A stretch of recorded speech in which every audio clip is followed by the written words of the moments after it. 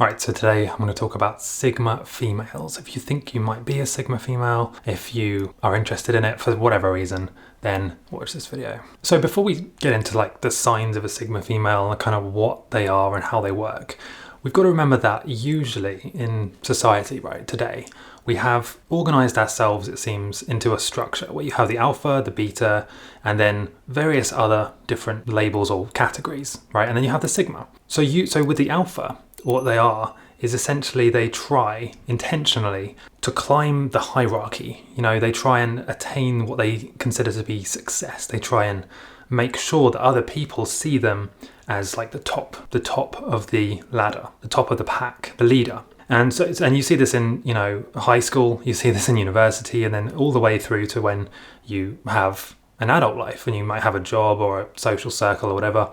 And so the alpha is the person who is kind of trying intentionally, very obviously, trying to be seen as the dominant leader. They will be the loudest, they will be the ones who love being the center of attention. Usually they're extroverts, almost always in fact, and they love the attention of being in the center. When somebody challenges them, let's say a beta or even another alpha, they will immediately try and assert their dominance to try and prove that they're better. They'll try and kind of argue, fight back in many ways and try and assert their dominance to make sure that nobody challenges their status as an alpha. And there's pros and cons to each of these. Another thing about alphas is that they like to lead. Betas like to be led. So they will look to the alpha as like the example of what they want to be like, who they want to follow, who they want to listen to, and who they look up to. So a sigma is somebody who is outside of that structure completely. So if you imagine the hierarchy here as like a ladder, okay? So you have the alpha, the betas kind of following the alpha, other alphas trying to compete to be the top one, and then various other ones, right? I'm not going to go into all of them because it would take too long. The sigma is somebody who deliberately puts themselves outside of that hierarchy. They don't care. They literally do not care about the hierarchy that the rest of society organizes itself into. They don't care if you're an alpha, beta, gamma, whatever. The sigma female, and in many ways a sigma male, does not care about that structure. They don't try and be the top center of attention, the top of the ladder, the most promoted, the most popular, the richest. They don't care about that stuff because they deliberately place themselves outside of that hierarchical structure. And as a result of that, sigma females tend to be very independent, very confident, and very magnetic, right? They command attention without even wanting the attention. And this is very interesting because when you have a sigma interacting with an alpha, you have a very funny sometimes interaction takes place. Because the alpha usually relies on their confidence and their status, get other people to essentially look up to them and listen to them, right? To make sure that they're the focus of the attention, the center of attention. Sigmas don't care about that. So a sigma will very comfortably challenge an alpha and not think twice about it. They won't care. They'll just speak their mind. They will confront or challenge an alpha about anything publicly, in private, it doesn't matter. Because the sigma does not care about the hierarchy structure that the alpha does. And here's the important difference. The alpha's confidence, power, energy comes from their perceived position as the top of that particular structure. The sigma's power comes from within. So literally the whole world could could be collapsed essentially. The sigma would still be confident and their energy and power would still be there. The alpha, a female or male, would really struggle in that situation when they don't have that social validation, when they don't have these hierarchies to kind of validate their status and importance. They would really struggle. The sigma would not struggle because their confidence, independence, their energy, it all comes from within. So, and you can't take that away. You can't shake that up. A sigma could literally be homeless or broke essentially, and they would still have that confidence and that energy and that charisma. And they would still be able to challenge an alpha or, assert their position and be confident from within. Another thing about sigma females is that they very easily, almost effortlessly notice inconsistencies and flaws in logical arguments. So it's very hard to tell a sigma what to do. If they figure out essentially that what you're telling them to do is not in their best interests, they'll know that. They'll instantly see that and they'll kind of say, well, no, hold on a second. I don't want to do that. Or, let's say in the social structure, right? If an alpha tells them to do something, they'll very effortlessly challenge that if they need to or if they want to. So the signs of a sigma female, the signs that you might be one, is firstly you're independent. So you don't have to rely on other people, other things, possessions for your confidence and for your self-esteem and happiness. You don't have to get it from somewhere else. And this is why most of the time sigma females are introverts as well, because they don't need to charge up their energy, their status, their confidence from other people. It comes from within them. And as a result, they like to be usually less social than your average alpha, because they don't need to recharge in social situations. They have everything, in fact, they need from within themselves. So they don't need that energy from anywhere else.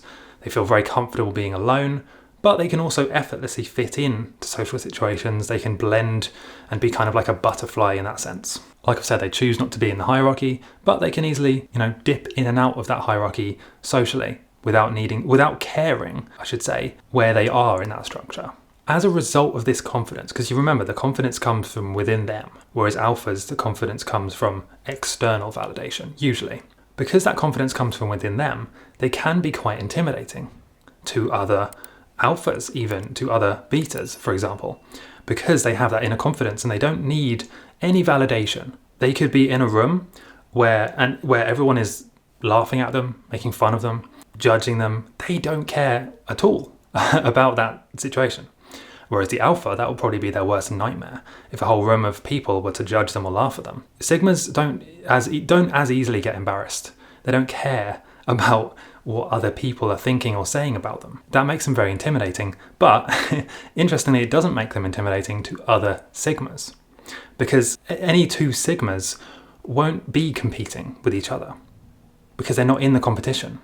They won't be needing to assert their dominance over other sigmas because they don't need that power, and ironically, they have almost more power by not needing the power. So what's actually the best? I've seen loads of videos where they say the alpha is better than the beta, the gamma is better than whatever, the sigma is better. In my opinion, there is no better or worse thing to be. Because another thing you've got to remember, and especially if you get into the spiritual side of this, I would say the sigma is the closest to being the limitless divine being that we all are. Because the sigma chooses not to participate in this essentially made up hierarchy that society has organized itself into, right? If you're an alpha, there's always going to be somebody who is that bit better than you in whatever the case may be, right?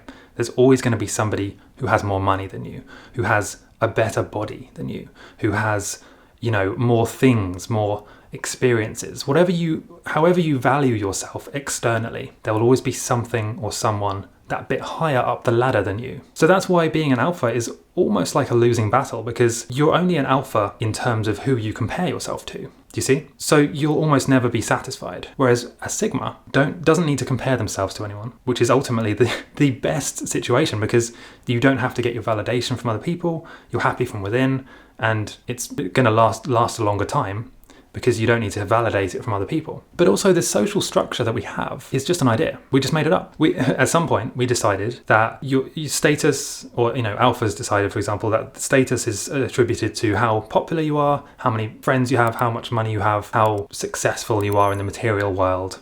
But ultimately, these things don't really matter. What matters is how you feel inside, your internal spiritual growth and energy, and the effect you have on other people, how you make other people feel, and how you help the world in a bigger sense, your impact. So ultimately, you don't need to compete in this hierarchy, because most of the time, the hierarchy is pretty crazy anyway, right? Who cares how much money you have? I was watching a video, an interview the other day with these couple of rappers. They happen to be on one of my favorite podcasts. I'm not going to say who they are because I don't want to drop any names, but right. And these rappers were discussing like how they felt like they were successful because they had been able to like fuse diamonds onto their teeth. And I remember just thinking like, how absolutely insane this is. This is the society that we've kind of organized ourselves into, is that where we think that things like that, how much money you have, how many diamonds are on your watch, somehow is correlated to your value and status as a person. which is just absolute nonsense. And the idea of fusing diamonds to your teeth, or, you know, really any of these, you see these rappers wearing like these gold chains and flashing their diamond watches and things, and it makes you think, what is the message here? Are you trying to say that by having this diamond watch that you're somehow better than people who don't have that diamond watch? Because it's been shown that no matter how much money you have, past a certain point, past about $30,000 or $40,000 a year, having more money doesn't make you happier. You know, your quality of life stays almost the same. So what are they trying to prove? And of course, they're trying to assert their dominance, trying to show that they're the alpha, and that because they have so much money, they can buy a gold watch and it doesn't matter to them. But by doing that, they're kind of admitting that they get their validation from what other people think about them. Do you see? And if you look at the true wealth, people who really have wealth, they don't care what they wear to a certain degree. They don't need to show off their diamond watches and their gold chains and their flashy cars. They don't need to do that because they have confidence within and they don't really care what other people think about them. Now, of course, you can get alpha millionaire alphas and millionaire sigmas. Very big difference between the two and how they behave. But ultimately, you don't need to show anyone else how much money you have. I mean, it's completely irrelevant. As soon as you die, the money all goes away anyway. And essentially, money is a completely made up concept. We made it up. It's something like 10 or 20% of the money in the world is physical paper notes, and the rest is completely imaginary. It doesn't exist. It's literally just a number in a computing system that we've decided means a certain thing. That's it, right? So it has absolutely no connection to your importance, your value, your confidence, your peace, and your happiness as a person. Absolutely none, past a certain point. Now, of course, you need to have a certain amount to cover your basic needs, like, you know, food, shelter. We know that, right? But past 30,000 a year, it's almost irrelevant how much money you have, to be honest. So, and Sigmas understand this as well. So yeah, in my opinion, you should not try and fit into a certain structure or label, because ultimately, you know, we're just here to have a human experience. Doesn't matter what we label ourselves as, and the societal structure that we've organized based around alpha, beta, whatever. It doesn't really mean much, in my opinion. Anyway, let me know in the comments whether you think you are a Sigma female, and what do you think? Do you think it's the best? Do you think there are other better types of personality or being to be? Let me know, and I'll try and reply to everyone's comments, but then, yeah, I might not be able to get to everyone.